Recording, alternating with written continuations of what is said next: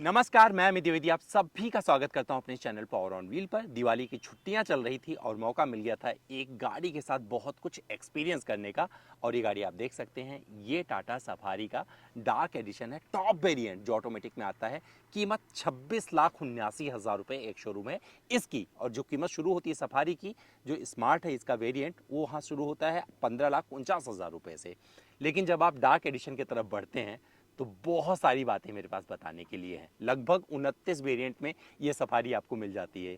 अगर आप 6-7 सीटर में विकल्प तलाशना शुरू करेंगे तो मुझे लगता है सफारी में बहुत कुछ आपको मिल जाएगा और कहीं जाने की ज़रूरत नहीं है, एक सफारी आपके घर में आ जाएगी अगर आप सीरियस होकर कोई गाड़ी खरीदने गए हैं। लेकिन अगर आपका बजट 26-27 लाख रुपए के आसपास है और इस तरफ मुड़कर आप देखते हैं और डार्क एडिशन पसंद आ रहा है, तो डार्क एडिशन में सबसे पहले देखिए एकदम पूरी तरीके से गंदी डार्क एडिशन देख लीजिए कि कैसे हो जाती है। जब मैंने 1800 प्लस किलोमीटर चला लिया तो गाड़ी कितनी गंदी थी ये देखिए। और इसके बाद में जब गाड़ी साफ होती है वो आपको बाद में दिखाएंगे। और मैंने इसके साथ जो एक्सपीरियंस किया है उसमें माइलेज टेस्ट है, मैं आपको बताऊंगा इसने कितना माइलेज दिया है। तो एक टैंक का माइलेज टेस्ट भी मिलेगा। 1800 किलोमीटर में इस एक्सपीरियंस कहाँ रहता है, कैसा रहता है, हाईवे पर कितना मज़ा आता है, सिटी कंडीशन में कितना मज़ा आता है इसके फीचर्स के साथ में, क्योंकि ये फीचर लोडेड गाड़ी है जिसमें ढेर सारे फीचर्स, मतलब दुनिया ज़माने के इतने फीचर्स मिल जाते हैं कि उसे आप एक्सपीरियंस करने बैठेंगे तो आपको लगेगा कि हाँ आपके पास एक बढ़िया गाड़ी है। क्या फीचर्स सही से काम करते हैं और अगर इस गाड़ी पर कहीं पर डेंट लगता है तो कैसे दिखता है वो भी आपको दिखाऊंगा। तो चलिए शुरू करते हैं और अपने इस लॉन्ग ड्राइव एक्सपीरियंस में आपको एक एक चीज़ बताते हैं इस सफारी के बारे में, जहाँ पर आप डिसीजन बना पाएंगे कि अब सफारी ही लेनी है और क्यों आपको छोड़ देनी चाहिए XUV700 या फिर अन्य गाड़ियाँ जैसे हेक्टर वगैरह है उससे बेहतर है या नहीं, इसका भी जवाब दिया जाएगा। तो चलिए पूरा वीडियो अंत तक जरूर देखिएगा। अगर आप खरीदना चाहते हैं कोई 6-7 सीटर तो मुझे लगता है मेरे पास परफेक्ट जवाब है आपको देने के लिए।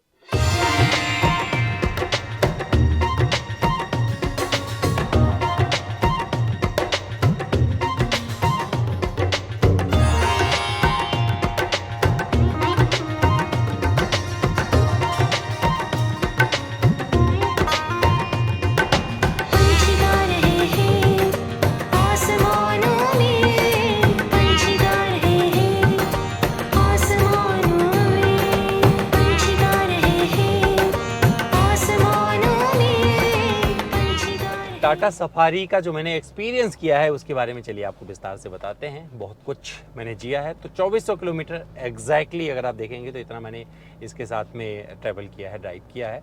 इसके पहले भी सफारी के साथ बहुत सारे वीडियोस आपने मेरे देखे थे, लेकिन इसके साथ कुछ खास था क्योंकि डार्क एडिशन थी। डार्क एडिशन में एक चीज़ और बताने की कोशिश कर रहा हूँ जो कि आपको लास्ट में पता चलेगा कि भैया ये डार्क कलर वाइज आपको कितना सपोर्ट करने वाली हो, कैसे रहती है जब आप गाँव में ट्रैवल करेंगे। क्योंकि मैंने इसमें बहुत सारे मतलब असली भारत को जिया है इस गाड़ी से। तो जब मैं यहाँ से शुरू किया था सफ़र तो अलीगढ़ गया सीधे, कोई उस पर डीजल टैंक जो था हमारा पूरा ऑलमोस्ट हाफ टैंक था। तो मैंने कहा जब तक ये ख़त्म नहीं हो जाएगा तब तक हम डलवाएंगे नहीं, क्योंकि माइलेज टेस्ट भी करना था। तो माइलेज टेस्ट आपको पता चलेगा बाद में, लेकिन पहले मैंने ड्राइव कर लिया था काफ़ी कुछ। तो अलीगढ़ गए, अलीगढ़ से हम लोग गए कासगंज, वहाँ के आसपास में कई सारे गांव थे, वो वाले पूरे रोड को हमने एक्सप्लोर किया, सिंगल रोड देखा। और बड़े जो मेड़ होते हैं सड़कों पर ना, खेतों को जोड़ते हैं, वहाँ से गाड़ी लेके गए तो 19 इंच का व्हील अपने आप को जस्टिफाई कर रहा था वहाँ पर। और जो मेरा एक्सपीरियंस था उस पर एक भरोसा जमा रहा था कि भैया हाँ इस गाड़ी के साथ में आप बहुत सारी चीज़ें कर सकते हैं, जिसमें मोड दिए गए हैं। हालांकि उस मोड की आपको ज़्यादा ज़रूरत नहीं पड़ती है, इकोनॉमी मोड करके रखिएगा जिससे ड्राइव मोड एक्टिवेटेड। तो ये वाला एक्टिवेटेड सुनने में अच्छा लगेगा आपको, लेकिन अगर गलती से कोई बटन दब गया तो इतनी जोर की आवाज़ आने वाली है, आप डर जाएंगे। स्पोर्ट मोड में लगाने की ज़रूरत पड़ती नहीं है इस गाड़ी को, क्योंकि इको में ही काम हो जाता है। जो यहाँ की रोड कंडीशन है, जो यहाँ पर डिसिप्लिन दिया गया है उस आधार पे। और मैं जब वो सब कुछ कंप्लीट कर लिया जिस टास्क के लिए गया था, उन गाँव से गुजर के फिर मैं पहुँचा आगरा साइड से कनेक्ट हुआ मैं एक्सप्रेस वे। और एक्सप्रेस वे पर पहले टोल पे मैंने इसका पूरा टैंक फुल करवाया और इसके बाद में शुरू हुआ टैंक पूरा, मतलब A to Z इसका ब्रिम टू ब्रिम करते हैं ना, तो उसी एक्सप्रेस वे पर हमने इसका टैंक पूरा फुल करवाया और ज़ीरो रीसेट किया। इसके बाद हम आगे यात्रा पर निकल गए और आगे की यात्रा में था हमारे जो शहर आए हैं वो लखनऊ आया है, अयोध्या आया है। अयोध्या की आगे की जगह आती है भवनान। अब आप में से कितने लोगों ने भवनान के बारे में सुना है कमेंट करके बताइएगा। लेकिन ये बस्ती ज़िले में आता है और अपने आप में ऐतिहासिक, मतलब अभी भी वहाँ पर अंग्रेज़ों के ज़माने का स्टेशन बना हुआ है, मैंने देखा। और वहाँ से निकल के छपिया जो स्वामी नारायण छपिया मंदिर आप जानते हैं, वो वहीं से उद्गम हुआ था, वहीं पे उनका भगवान का जो गुरु हैं उनका जन्म हुआ था, जिन्हें आप भगवान मानते हैं, अक्षरधाम आप सब जानते हैं। तो वहाँ से होते हुए फिर हम लोग निकले मनिकापुर, मस्कनमा, और कौन कौन सा बाजार पड़ा था, ये मस्कनमा, फिर कटरा और फिर अयोध्या। अयोध्या से फिर आ गए हम दोबारा दिल्ली। और दिल्ली जब हम आ रहे थे तो बीच में हमने फिर इसका, क्योंकि लगभग 738 किलोमीटर के बाद में दोबारा हमें टैंक फुल करवाना पड़ा था। कितना माइलेज मिला है वीडियो के लास्ट में बताएंगे, जो एक्सपीरियंस था वो आपको बताते हैं। तो एक ऐसी गाड़ी है 168 bhp का पावर आउटपुट देती है, 350 Nm का टॉर्क देती है। ये वही इंजन है P8 वाला जो आप सब भली भांति परिचित हैं। 2 लीटर का डीजल इंजन है।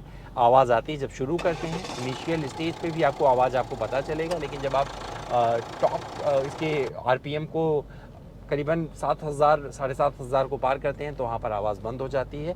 और इसका जो कंफर्टेबल स्पीड मुझे लगता है 90 से 100 के बीच में बड़े साइलेंटली चलती है, वो बहुत मज़ेदार लगती है। 120 पर भी बहुत मज़ेदार इसकी ड्राइव बनी रहती है। सस्पेंशन इतना अच्छा है कि आपको कहीं पर कोई फील नहीं आता है, मतलब आप उड़ाते चले जाइए गाड़ी को, मतलब एक नॉर्मल तरह से निकालिएगा तो जो ट्रैवल है उसका परफेक्ट रहता है, आपको पीछे दर्द नहीं देता है।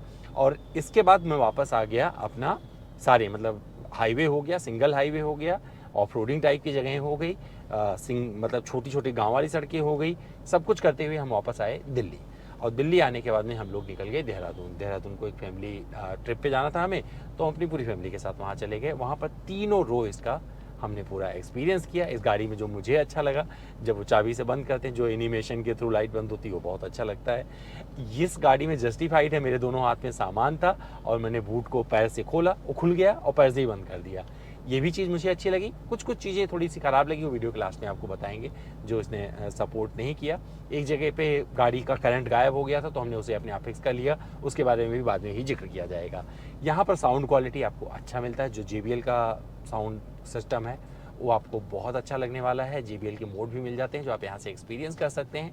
360 डिग्री कैमरा हमेशा सपोर्ट करता रहता है, किसी भी तरीके के ट्रैफिक में रहेंगे। आप एक बड़ी गाड़ी लेके चल रहे हैं जो कि 4 मीटर से काफ़ी लंबी है, तो वहाँ पर भी आप जो है आराम से निकल पाते हैं, किसी भी ट्रैफिक से वहाँ पर कोई दिक्कत नहीं होती है, और वो चीज़ आपको अच्छी लगेगी इस गाड़ी में। तो मैंने इस गाड़ी से बहुत कुछ जिया है।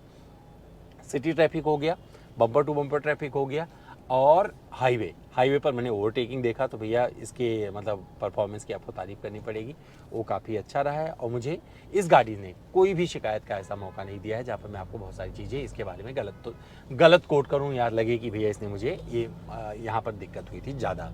तो चलाने में अच्छी है, लेकिन सिटी से ज़्यादा मज़ा आता है हाईवे पर। एक चीज़ यहाँ पर ये मैं इस्टेब्लिश कर रहा हूँ। कंफर्ट की बात करेंगे तो रियर सीट पर AC वेंट वगैरह मिलता है, तो बढ़िया लगता है, मतलब बैठना, हालांकि ज़्यादा बैठा नहीं हूँ इसमें मैं, बट ड्राइविंग में मज़ेदार रहती है। और पूरे टाइम मतलब 700-800 किलोमीटर करते जाइए, आप थकेंगे नहीं इस गाड़ी से, ये तो मैं दावे के साथ कर सकता हूँ। AC की कूलिंग बहुत अच्छी है, पैनोरामिक सनरूफ बहुत बढ़िया दिया गया है, वॉइस इनेबल्ड है, तो आप वॉइस के जरिए बहुत सारे कमांड वगैरह दे सकते हैं, सब काम करता है।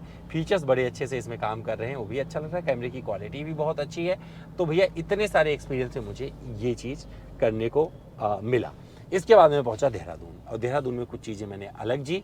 देहरादून तो पहुंच गया, तो कोई ट्रैफिक वगैरह नहीं था, आराम से चले गए हम, जो जंगल वाले रास्ते से देहरादून पहुंच गए।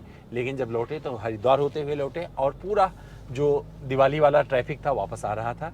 और वहाँ पर आपको बताऊँ लंका लग गई, क्योंकि 8 घंटे का बम्पर टू बम्पर ट्रैफिक देखा है इस गाड़ी ने। अब यहाँ पर 8 घंटे में जो मुझे माइलेज मिला है उसके बारे में थोड़ी सी आपको चर्चा करता हूँ यहाँ पे। तो मेरी गाड़ी दिखा रही थी कि 500 किलोमीटर जा सकता हूँ, और आप बिलीव करेंगे जब वो ख़त्म हुआ करीबन 150 किलोमीटर के आसपास, जब 8 घंटे में मैंने कंप्लीट किया, 8-9 घंटे में, इसके बाद में रेंज बची सिर्फ 128 किलोमीटर की। तो एक चीज़ तो क्लियर हो गया कि अगर आप देर तक किसी ट्रैफिक में खड़े रहेंगे, AC ऑन रहेगा, तो मान के चलिए कि ये अपना डीजल पीने का कार्य जारी रखेगी, और वहाँ पर इस गाड़ी का माइलेज गिर जाएगा। लेकिन जो मुझे माइलेज मिला है 738 किलोमीटर वाला, जिसमें नॉर्मल ट्रैफिक, एवरेज हाईवे जो मैंने कवर किया, मतलब आप मान के चलिए 60% हाईवे, 40% और तरह के ट्रैफिक, तो वहाँ पर जो माइलेज मिलेगा उससे आप अंदाज़ा लगा पाएंगे कि कितना माइलेज ने दिया। लेकिन इससे जो मुझे माइलेज दिखाया है हमेशा MID पे, वो 14-15, एक बार तो 17-18 का भी माइलेज ही दिखा रही थी। तो ये सारी चीज़ें मुझे इस गाड़ी पे मिली हैं। ब्रेकिंग बाइट्स अच्छे रहते हैं, तो कहीं पे आप ब्रेक कर रहे होंगे वो अच्छा लगेगा। इसमें अभी भी लेन कीप असिस्ट आपको वैसे वाला नहीं मिलता कि आप छोड़ो तुरंत चलने लगेगा, लेकिन इस पे एडाप्टिव क्रूज कंट्रोल जो है वो बहुत अच्छे से काम करता है। सारी चीज़ें अच्छी है, विजिबिलिटी वगैरह बड़ी अच्छी बनी रहती है, आप कहीं से भी देखेंगे मज़ा आएगा। और इस गाड़ी को डार्क एडिशन में खास करके लोग देखते हैं और ये प्रीमियम फील करवाती ही नहीं है, लोगों का भी ध्यान अपनी ओर अभी भी खींचती है। तो ये चीज़ मुझे इस गाड़ी की अच्छी लगी है। बाकी क्वालिटी का जवाब नहीं है, आप सब जानते हैं किस तरीके का इस पे इन्होंने अपना ग्लोबल एनकैप बरकरार रखा हुआ है। अब इंडियन एनकैप में भी इनकी रेटिंग वगैरह अच्छी बन पड़ी है, बट जहाँ इनको काम करने की ज़रूरत है वो इनका जो सर्विस सेंटर है उस पर अभी भी इन्हें एक अपग्रेड देने की ज़रूरत है। जो बंदे हैं वहाँ पर रहते हैं, क्योंकि जो मेरे पास कंप्लेन बहुत सारी आती है वो आती है कि भैया गाड़ी में दिक्कत हुई, वहाँ से रिपेयर नहीं हो रहा है। तो टाटा ने अपने तरफ का काम कर दिया, लेकिन जो इनका सर्विस नेटवर्क है, जो पूरा तंत्र बना हुआ है, उस इकोसिस्टम को दुरुस्त करने की अब सख्त ज़रूरत आन पड़ी है। लेकिन इस गाड़ी के साथ में जो और ओवरऑल मेरा एक्सपीरियंस मेरा ही नहीं मेरे परिवार का था, वो काफ़ी अच्छा था और बहुत सारी चीज़ें मुझे अच्छी लगी। जैसे कि इसमें आपको C type USB type charging port का जो कॉम्बिनेशन है वो अच्छा लगेगा। थर्ड रो में भी मिल जाता है, थर्ड रो में बच्चा ही बैठ सकता है और मेरी बिटिया बड़ी खुशी खुशी वहाँ बैठी थी और ये चीज़ मुझे वहाँ पर अच्छी लगी। सेकेंड रो में जो कैप्टन सीट दी गई है ये भी काफ़ी कंफर्टेबल है, लेकिन एक आदमी की जगह मार देता है। तो भैया यहाँ पर अगर चाहो कि 3 बंदे बैठ जाएं पीछे तो पॉसिबल ही नहीं है, लेकिन 2 बंदे बड़े आराम से बैठने वाले हैं। यहाँ से लेकर पीछे तक कूलिंग ज़बरदस्त रहती है और थर्ड रो में भी जो पिलर पे इन्होंने AC वेंट दिया हुआ है बहुत अच्छा है। सेकेंड रो में भी AC वेंट आपको पिलर पे मिलता है, वो भी बड़े अच्छे से अपना काम करता है। तो मौसम कैसा भी हो, आपको गर्मी का एहसास इस गाड़ी में नहीं होने वाला है। 6 एयर बैग स्टैंडर्ड है जैसे कि टाटा करती है, टाटा सेफ्टी के मामले में अव्वल है, चीज़ें अच्छी कर रही हैं, वो सब कुछ यहाँ पर आपको फील होगा। टर्निंग रेडियस बड़ा अच्छा है, इतनी बड़ी गाड़ी लेके जब आप टर्न कर रहे होंगे तो छोटी कार की भांति आपको प्रतीत होगा, वो भी अच्छा लगेगा। ऑटो डिमिंग IRBM अच्छे से अपना काम करते हैं। रात में हेडलैम्प की रोशनी पर बोलना चाहूँगा कि बहुत अच्छी नहीं है, मुझे बहुत मज़ेदार नहीं लगी। इससे बेहतर जो कंपटीशन है वो हेडलैम्प ऑफर कर रहा है। तो मुझे लगता है आने वाले टाइम में जब कोई और अपग्रेड वगैरह आएगा, अपडेट आएगा, तो वहाँ पर इस पर काम करने की ज़रूरत है टाटा को, क्योंकि जब बड़ी बड़ी लाइटें आसपास जगमगा रही होती हैं तो वहाँ पर इस रोशनी का कुछ पता नहीं चलता है। और रात के अंधेरे में गुपचुप अंधेरे में जब आप इस गाड़ी को लेकर निकलेंगे, कोई और नहीं होगा, तब आपको थोड़ा पता चलेगा कि इसका हेडलैम्प काम कर रहा है।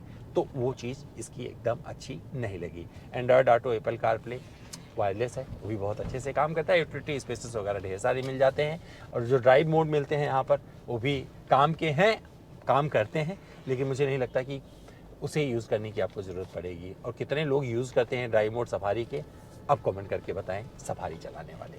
सफारी के आगे से अगर आई हटा दें तो ये सफ़र बन जाता है, और अगर आप सफ़र को बढ़िया बनाना चाहते हैं तो सफारी आपके काम आ सकती है, क्योंकि मैंने बहुत कुछ एक्सपीरियंस किया है। 2400 किलोमीटर का सफ़र किया, जहाँ पर उतार चढ़ाव बहुत सारे देखे हैं मैंने। जैसे कि एक गांव में पहुंचा तो पता चला इसके एक झटके में बैटरी से जो तार जुड़ा हुआ था वो अलग हो गया और गाड़ी से करंट गायब। हम डर गए भैया क्या हुआ, लेकिन जब बोनट खोल के देखा तो हमारे लिए मैनेजेबल था, हमने खुद ही उसे फिक्स कर लिया। लेकिन मुझे लगता है टाटा को इन चीज़ों पर ध्यान देना चाहिए कि इतनी मजबूत पकड़ होनी चाहिए कि ये फटाक से ना हट जाए। एक जगह और पहुंचा तो वहाँ पर विंडो ने काम करना बंद कर दिया, मतलब जो पैसेंजर साइड विंडो था वो खुल ही नहीं रहा था, और एक बार खुल गया तो बंद ही नहीं हो रहा था। लेकिन जब बटन ऊपर नीचे किया, खटखट से थोड़ा मारा तो फिर शुरू हो गया। हालांकि ये सारी चीज़ें मैंने रिकॉर्ड नहीं की, क्योंकि जब एक गाड़ी बनती है तो वहाँ पर बहुत सारी चीज़ें ऊपर नीचे रह जाती हैं, लेकिन टाटा में कुछ ज़्यादा होता है। तो मुझे लगता है टाटा वालों को इन चीज़ों पर ध्यान देना चाहिए, क्योंकि ये गाड़ी सिर्फ 18,000 किलोमीटर चली हुई है और यहाँ पर बहुत सारी जो प्रॉब्लम इस तरह की आती हैं वो थोड़ी बुरी लगती हैं। लेकिन जो मैंने एक्सपीरियंस किया वहाँ पर मुझे लगा कि ये एक बढ़िया गाड़ी है लंबे सफ़र के लिए। और जब आप हाई स्पीड पर होते हैं, 90 से 100 या 100 से 120 के बीच में होते हैं, कहीं ऐसी जगह मिल जाए जहाँ पर चला सके गाड़ी, तो भैया बहुत ही रिफाइंड रहती है। केबिन इंसुलेशन बना रहता है, टाटा का लोहा फील होगा और बढ़िया माइलेज भी ये गाड़ी देती है। तो जो मुझे माइलेज मिला है उसका जिक्र कर लेता हूँ, क्योंकि शुरू में जिक्र किया था कि भैया माइलेज भी बताऊंगा। तो लगभग 738 किलोमीटर के आसपास का माइलेज टेस्ट जो मैंने किया है, वहाँ पर इसने 14.5-15 किलोमीटर प्रति लीटर का माइलेज निकाल के दिया है। और जिसमें जो कंडीशन रहा है वो बहुत अजीब कंडीशन थी, क्योंकि लखनऊ का ट्रैफिक हो गया, गांव के रास्ते हो गए। मैं इस गाड़ी को बभनान भी लेके गया, बस्ती जिले में है बभनान एक जगह, वहां पर गया, वहां का ट्रैफिक देखा, सिंगल रास्ते से होके गुजरी। सिंगल रास्ते का अगर आपको अनुभव होगा तो आप समझ सकते हैं किस तरीके से गाड़ी जो है चलती है। वहां पर बहुत ज़्यादा कॉन्फिडेंस चाहिए होता है जब आप ओवरटेक कर रहे होते हैं, और वहां पर छोटे छोटे रास्ते से मैं इसको निकाल के खुश हुआ हूं कि भैया इस गाड़ी ने अपना काम किया। और लास्ट में जब कंप्लीट करने लगा अपना सफ़र तो एक सफ़र और बन गया। तो ये सफारी 600 किलोमीटर और कराई और मैं देहरादून से दिखा लाया। और देहरादून से लौटते समय, क्योंकि दिवाली से लोग सब लौट रहे थे, तो लगभग 7 घंटे का भारी ट्रैफिक इस गाड़ी ने देखा है और वहाँ पर मुझे इसने कॉन्फिडेंस दिया है। मुझे लगता है कि ये परफेक्ट गाड़ी बन जाती है, ट्रैफिक में भी, हाईवे के लिए भी सही रहती है। कुछ-कुछ चीज़ें टाटा को करने की ज़रूरत है और कुछ चीज़ें आपको बताने की ज़रूरत है। अगर आपके पास में ये सफारी है तो आपका एक्सपीरियंस कैसा है? और साथ में मुझे कुछ और चीज़ें जो मुझे अजीब लगी वो भी बता देता हूँ। यहाँ पर जब आप डार्क लेते हैं तो जो स्क्रैचेस होते हैं वो अलग से उभर के आते हैं। डार्क में धूल ज़्यादा चढ़ता है, तो आप जो डिसीजन बनाइएगा लेने के लिए तो हो सकता है कोई और कलर चूज़ करिए। सफारी में कोई दिक्कत नहीं है, लेकिन कलर में थोड़ा-सा आप मात खा सकते हैं अगर आप डार्क की तरफ बढ़ेंगे। फिर भी अगर आपको डार्क पसंद है तो ये डार्क आपका स्वागत करने के लिए यहाँ पर खड़ी है। हमारा ये वीडियो कैसा लगा कमेंट करके ज़रूर बताइएगा। इंतज़ार कर रहे हैं कमेंट बॉक्स में।